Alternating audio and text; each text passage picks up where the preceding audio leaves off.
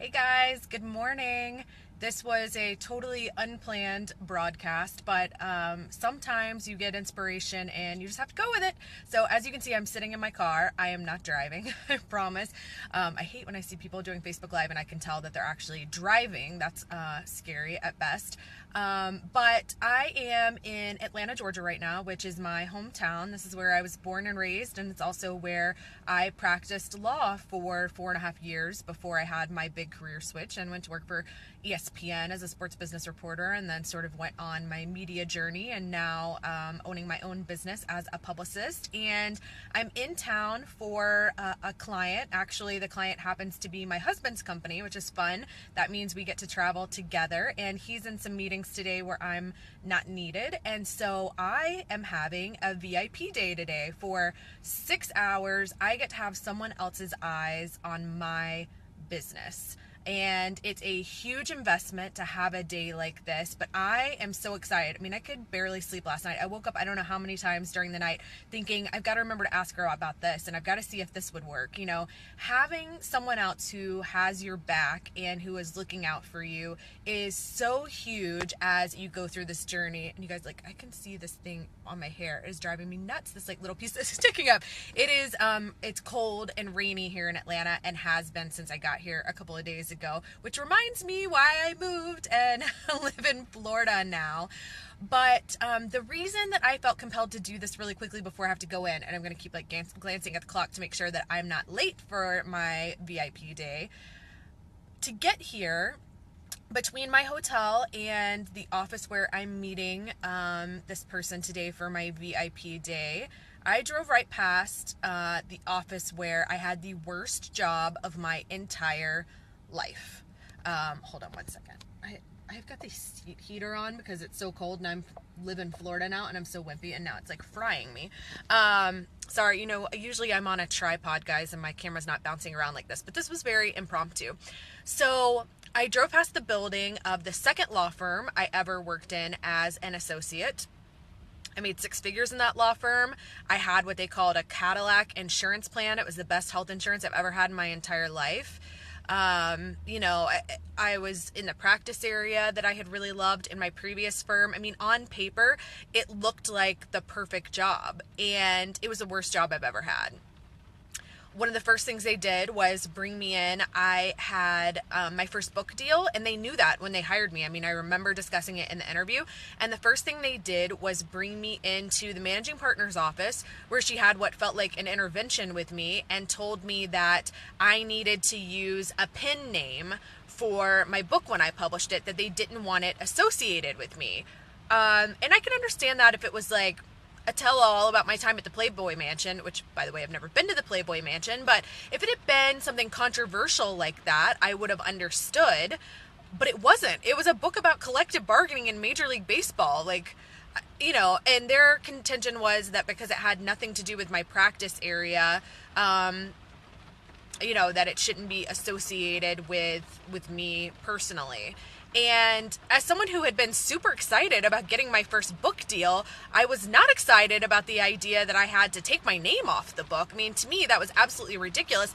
And I thought that one of the reasons they hired me was because I had this book deal, and at that point, I was already writing for Forbes. I see more of you jumping on now. Hi, Gabby and Megan and Jill and Veronica. You guys can go back and watch this from the beginning, but essentially all I've said is I'm in Atlanta. It's pouring down rain, so hopefully you guys can hear me and not the rain. I'm in the car, but I'm not driving. I am getting ready I keep glancing at the clock because I'm getting ready to go into a VIP day that I'm so excited about, that I feel in my bones is going to have a huge impact on my business in 2017. It's a huge financial investment to have a day like this, and if you had told me a year ago that my business was going to be in a position for me able to pay for a day like this, I would have thought you were crazy, because this time last year I was barely making ends meet, and now I have this thriving business. So, for those of you who are getting frustrated that it's not happening fast enough for you, just hold on. I truly believe that the biggest reason some businesses succeed while others fail is that people simply didn't stick it out long enough. That they weren't patient, that they got frustrated, and that they just didn't stick it out long enough. And I'm watching. I think my feed's getting a little messed up. I'm sorry. Usually I'm at home and I'm on reliable internet and I have a tripod, but I decided to do this from my car because I'm up in Atlanta right now. And as I was saying, I drove past the building where I worked in the worst job I've ever had in my entire life. And I get these mixed emotions every time I drive past that building because I'm in Atlanta a fair amount. My parents still live here. I have a grandmother who's in a nursing home here, so I'm here a fair amount. And I have these very mixed emotions when I drive past that building. On the one hand, it makes my stomach turn because I remember what it was like when I worked there. I remember dreading my job on my way to work every morning. I remember getting there and being miserable all day long. I remember, like, looking out the window and just wishing that I could be anywhere else.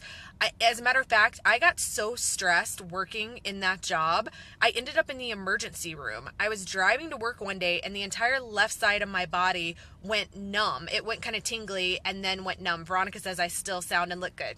Thank you.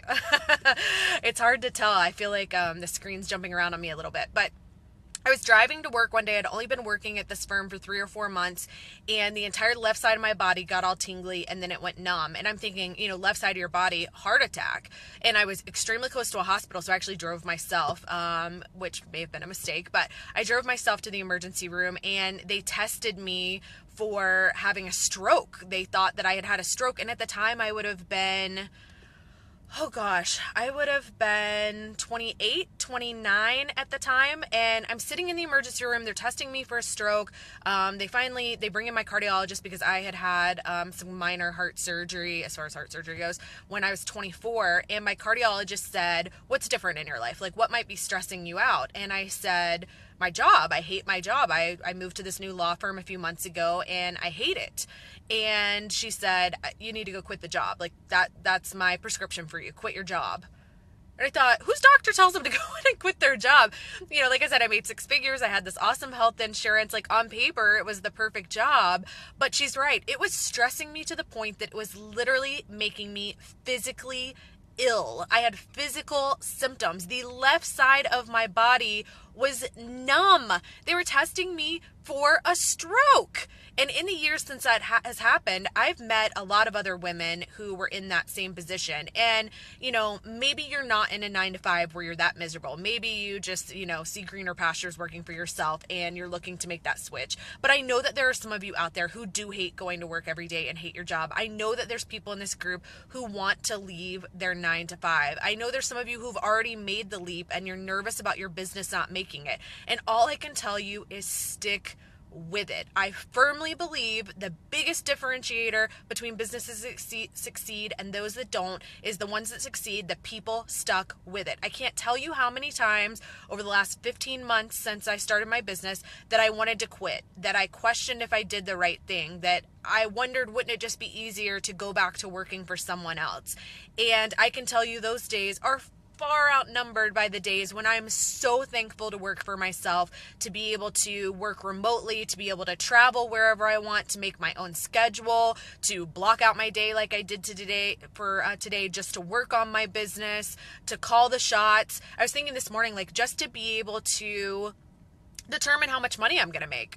For my VIP meeting today, I had to write down my revenue goals for 2017. And although I was an attorney who made 6 figures and made really good money, there was a ceiling on what I could make every year. Okay. There was a ceiling on my salary. There was even a ceiling really on my bonus. There was this ceiling, and no matter what I did, I couldn't get past that ceiling. There's no ceiling in my business now. Gabby says she's felt the same way. There's absolutely no ceiling on what I can do now. There is a ceiling on how many one-on-one clients I can have, and we've recently adjusted that actually down because I want to be able to give a higher level of service to the clients that I have. But there's no limit on the other things that I can create, whether it's courses or membership sites or ebooks, VIP days, consulting. There's all these things I can do. I make money speaking too. There's all these different ways that I can reach these higher revenue goals, and even mid-year decide, okay, you know what? I actually want to make even more than that this year. Here's what I'm going to add to get to that. You don't have that opportunity in a traditional job. And as much as there are days that are scary and difficult as an entrepreneur, those days in a job where you hate, where you're driving in every day and you're miserable and you're sitting in your office hating your life and you're going home is there. Sorry guys, somebody called in and that disconnected us. I'm gonna have to go. I've got to run to my VIP day. But you know, the point I want to make, and I'll write a post on this later today, or maybe I'll jump on live again this afternoon. The point I want to make is you control your own destiny. Okay, every single one of you can control your own destiny when it comes to your career and your professional choices. And I encourage you to take charge. Stop saying tomorrow. Stop waiting for when, lightning strikes and tells you it's the right time.